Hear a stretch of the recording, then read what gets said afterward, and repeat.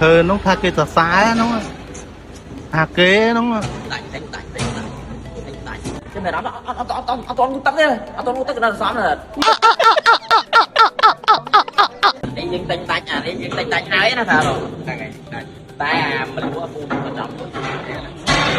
Lô bàn đây, ta xì xì bọt hò mới được rồi. Dây sao mẹ? Dây sao mẹ? Lò đây phu ơi. Mày bây giờ cùng tham tầm rây chú cùng chung tam tầm rây vậy nè. Bà conสบายจัดคลั่งbàลานก่อนมาดอลbàลานก่อมปูลมนุษย์bàให้กอดบ้านก่อมมองลานพี่ย้อมbàดาลานbàกอดก็ชื่อประเภทอวตาร10 ปี option ultra bàชื่อประเภทลานដំណើរការដោយมอเตอร์2 motor នៅខាងក្រៅទាំងពីរបងប្អូនអរគ្នាបាទទិញដាច់លុយសុទ្ធអត់បងរំលោះហើយអត់តថ្លៃទៀតបាទ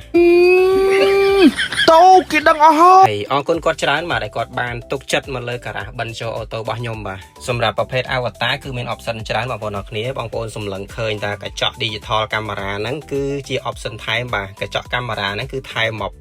$1800ខាងក្នុងពណ៌ក្រហមឬក៏ពណ៌ cherry ហ្នឹងថែម$600បាទទូខាងក្នុងបាទថែម$1400 Sport Kit មកជុំវិញឡានហ្នឹងគឺថែម$890បាទហើយយ៉ាង21ហ្នឹងគឺថែម$1400ទៀតបាទអញ្ចឹង Avatar គឺ option ច្រើនបាទសម្រាប់ Avatar ទាំងអស់គឺមានដូចជា Avatar 06 06T 07